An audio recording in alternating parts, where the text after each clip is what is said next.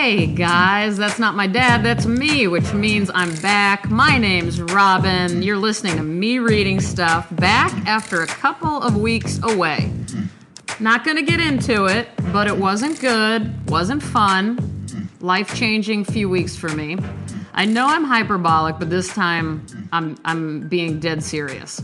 So, guess what? New me, new Robin 2.0. Actually, I change continually and drastically pretty often. So it's more like Robin 4562.5.0. If that makes sense. I've done this many times, in other words.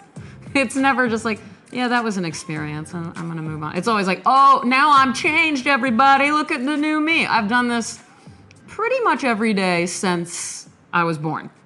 But this one was bigger. I'm like taking back what I was just saying, which was that I was being serious.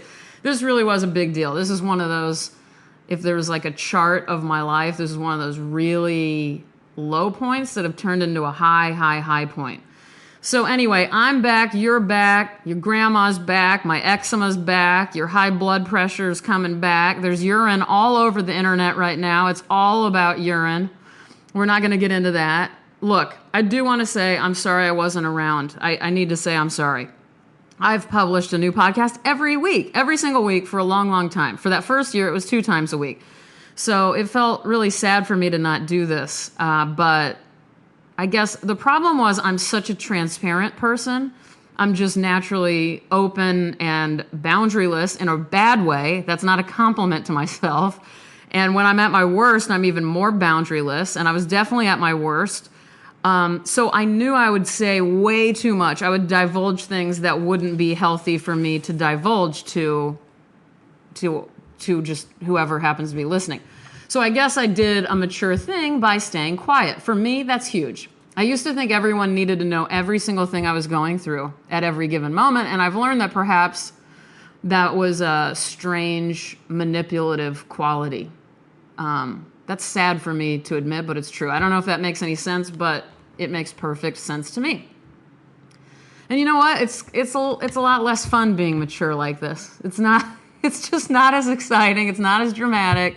These are all good things. Less drama, less excitement, more maturity. But it's still counterintuitive for me. Because let's be honest, how great would it have been for you guys to get a few weeks of total insanity in this podcast? It would be pretty entertaining for you, and I know that. But I knew better this time, which is why I pulled back rather than just expose all.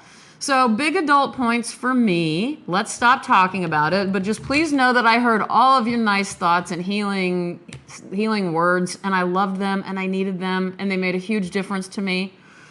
I'm just much better now, and I actually have a new lease on life. So be prepared to hear the absolute best of me. In other words, if you liked this podcast before, you aren't even ready for what you're about to be hearing. How's that for a 2017 teaser? Before I get to reading something to you, speaking of 2017, New York City and the surrounding areas, anyone who can hop on a bus or a train, I have an opening at my gallery, Susan Inglett Gallery in Chelsea, Friday, February 3rd from 6 to 8. Be there. Be present. Bring a gift. Just kidding. Don't really bring a gift, but bring your faces, bring your smiles, bring your handshakes, bring your cell phones. Stare into your cell phones, then walk over to me and give me a hug. It's going to be a special night. I can feel it. And if you're there, it'll make me have a better night. So I'll hope to see all of you there. And if you're in LA, I have a screening of my animated short, We the Masses. That's next week, Tuesday, January 17th at the Echo Park Film Center. Doors open at 7:30. I think it's only $5. So there's very few excuses. It'll be really fun, and there are other films that will be shown there that I already have seen and love as well. I got to make this film, We the Masses, because I met director Owen Kidney through Mr. Werner Herzog, of all damn people. It's a long story, which I've never told you guys before, but Owen is a total marvel of an artist and a director and a person, and we made this film one cold winter in Dublin, Ireland. I told you the story once about how I was kidnapped by a taxi driver who forced me to drink ginger ale at a hotel. Do you remember that?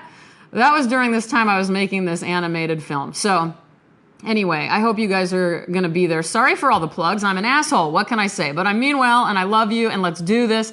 I'm going to be reading from a Christmas present I bought myself. It's a new book from one of my favorite publishers, Wave Books, and this book is Mary Ruefle, her new collection called My Private Property. They are, God, how would I describe this? Spotless essays. Well, no, they're poems. They're reduced to the essentials, if essentials meant perfect prose.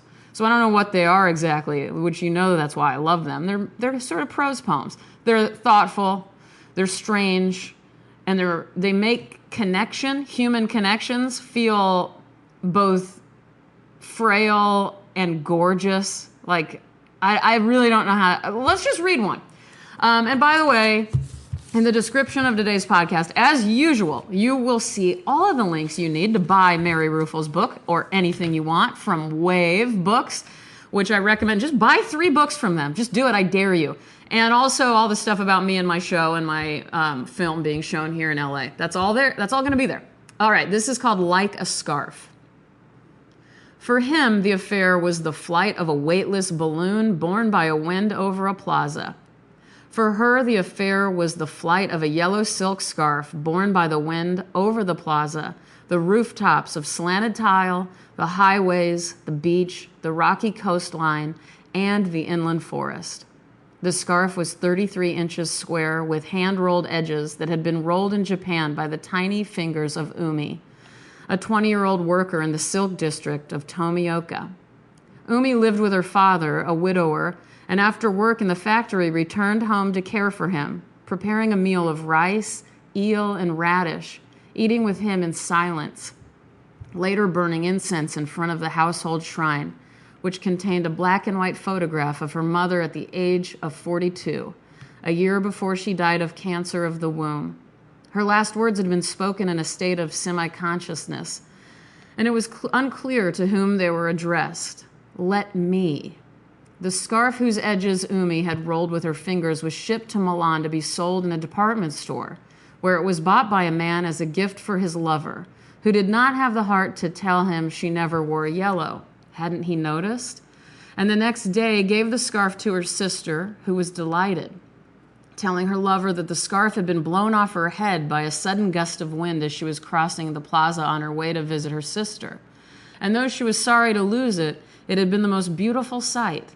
He should have been there, many heads tilted upwards to follow its path as it billowed across a cloudless lavender sky. He should have been there.